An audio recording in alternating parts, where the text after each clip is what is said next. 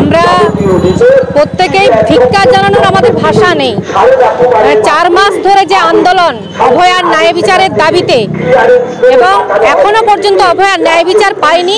যেই সন্দীপ ঘোষ এবং ঠালা থানার ওসিকে গ্রেপ্তার করা হয়েছিল, সর্বোচ্চ যে আদালত বিচার ব্যবস্থা, যার প্রতি সমস্ত মানুষের একটা আস্থার জায়গা, সেইখানে সিবিআই 90 দিনের মাথাতেও চার্জশিট দিতে পারল না। এই ঘটনাটা অত্যন্ত দুঃখজনক।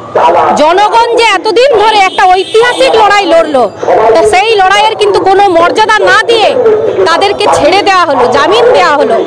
আমরা সাধারণ মানুষ, আমরা মনে করি যে বিচার ব্যবস্থা, বিচারের জায়গায় তারা যদি তাদের দোষী নাও হয়, আমরা মনে করি সাধারণ মানুষ, ভারতবর্ষের জনগণ, তাদের চোখে কিন্তু এরা ঘৃণিত ব্যক্তি হিসেবেই থাকবে।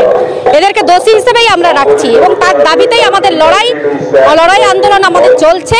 অভয়ার ন্যায় বিচারের দাবিতে, শেষ পর্যন্ত সমস্ত নারীর নিরাপত্তার দাবিতে আমরা পাঁশকুড়ার নাগরিক সমাজ লড়াই চালিয়ে যাব।